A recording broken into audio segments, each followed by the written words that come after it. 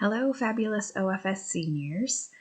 I hope that you are having a fabulous month of March. The purpose of this video is to explain to you job shadowing because you will have two assignments related to job shadowing, and the first of them is this week. So I'm in the assignment right now in Canvas. I know that some of you will have a lot of questions. What is a job shadow? How do I request one? Who should I request to shadow? So that's what I'm going to start by explaining. This PDF that I'm showing you right now on the screen is linked in the assignment right here, Job Shadow Guide. So I encourage you to use it. Job shadowing is the experience of following a professional through his or her day. It may include observing client meetings, participating in projects, touring facilities, and conducting informational interviews. A job shadow varies in length from a few hours to an entire work week. We're just asking you to do a few hours. You can do a full day if you'd like. It differs from an internship in that it is short-term, it offers no payment, and it helps you gain an insider's view into a particular field. So for our purposes at OFS, we want you to get to spend some time observing a profession that you think you might be interested in, because the ideas we have in our minds about what a job entails are sometimes different than what it actually feels like to be doing that job day to day, hour by hour. I'm not going to read to you all of these bullet points, but if you want to think more about what you will likely gain from this experience, I encourage you to read them here. If you're trying to figure out who you might want to shadow, there are a couple of helpful questions here.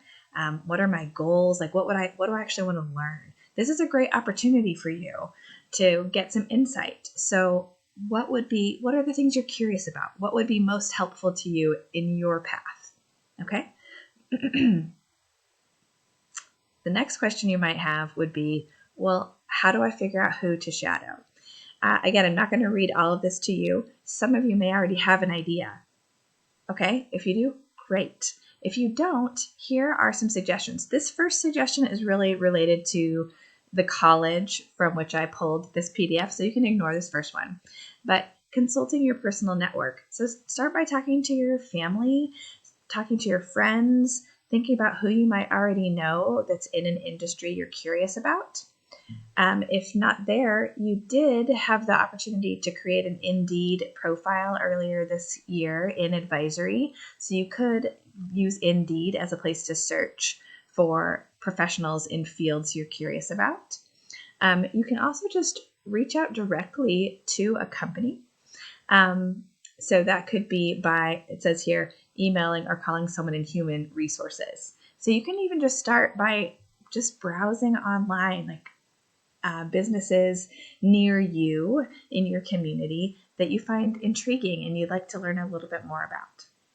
Okay, so that is a quick overview of how you might identify someone to shadow. If you're still really stumped, talk to your advisor during your weekly phone check-in, and they can help you brainstorm some ideas. The second thing is, how do I request a job shadow?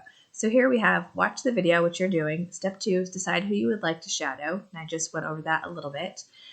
Step 3 is actually to explain to your parents what you're doing, since the ultimate goal, which it says down here, is to actually complete this job shadow by April 12th. That gives you a month.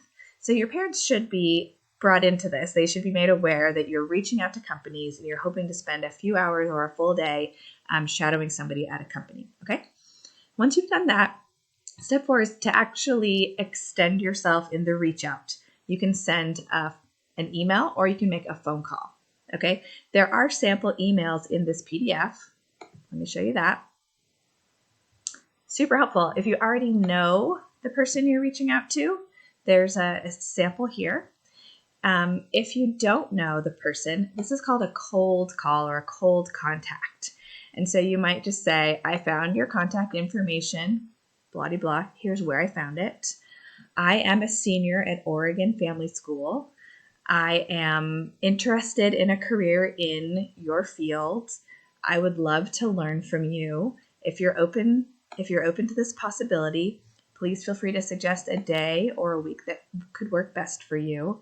I'm expected to complete my job shadow by April 12th. Thank you for reading this email, blah, blah, blah. This is a really great part. I will follow up with a telephone call if I have not heard back from you by maybe say March 20th. But the point is that you are going to follow up if you haven't heard back, okay? And then a professional closing with appreciation and your name, all right? You don't have to follow this word for word, but you are trying to present yourself professionally. So definitely lean on this for how to phrase an email in such a way.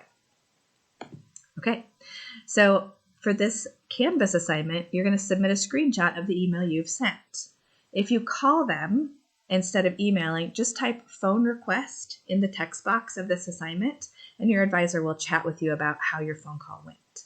Okay, so this week, you're figuring out who you want to shadow and you're reaching out.